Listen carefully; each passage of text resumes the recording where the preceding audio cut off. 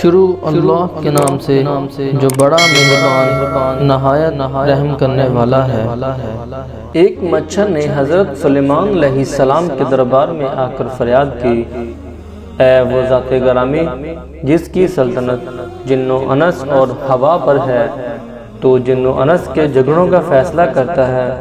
ہوا میں اڑنے والے پرندے اور دریا میں تیرنے والی مچھلیاں سب تیرے انصاف کی تعریف میں رطب اللسان ہیں۔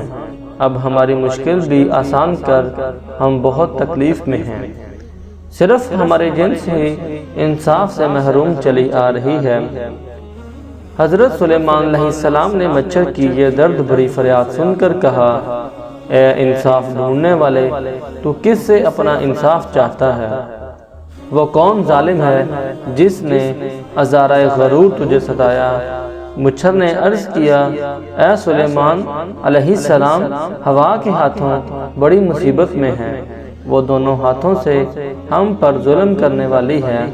حضرت سلیمان علیہ السلام نے فرمایا، اے مچھر، مجھے خدا نے حکم دیا ہے کہ کوئی فیصلہ اس وقت تک نہ کروں جب تک دونوں فریق حاضر نہ ہوں۔ اس کے بعد آپ علیہ السلام نے ہوا کو حکم دیا کہ جلد حاضر ہو۔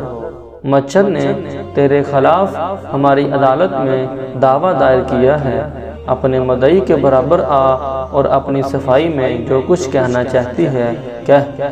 ہوا حکم سنتے ہی فراٹے بھرتی ہوئی آئی اور حضرت سلیمان علیہ السلام کے روبرو حاضر ہو گئی۔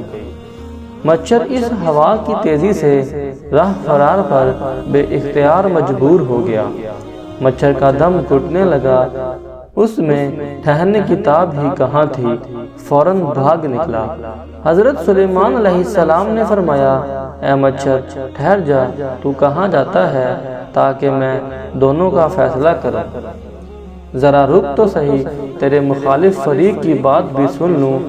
مچھر نے بھاگتے ہوئے کہا، اے بادشاہ، میری موت ہوا ہی کے وجود سے ہے، اس کے دھوئیں سے تو میرا دن سیاہ ہو جاتا ہے، اس کے ہوتے ہوئے میں قرار نہیں پا سکتا، میری جگہ سے مجھ کو اکھاڑ پھینکتی ہے، اسے دیکھتے ہی میری آدھی جان نکل جاتی ہے۔ یہاں مولانا رومی رحمۃ اللہ علیہ صالحین کو تعلیم فرماتے ہیں کہ یہی کیفیت حق تعالیٰ کے ڈھونڈنے والے کی ہوتی ہے۔ جہاں حق جلوہ نما ہوتا ہے، ڈھونڈنے والا وہاں سے غائب ہو جاتا ہے۔ اگر نفس زندہ ہے اور تکبر سے پر ہے تو اس انانیت کے ساتھ قرب خدا ناممکن ہے۔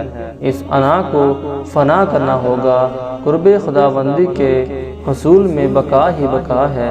اپنی مرضی کو مرضی الہی کے تابع اور غلام بنا دے۔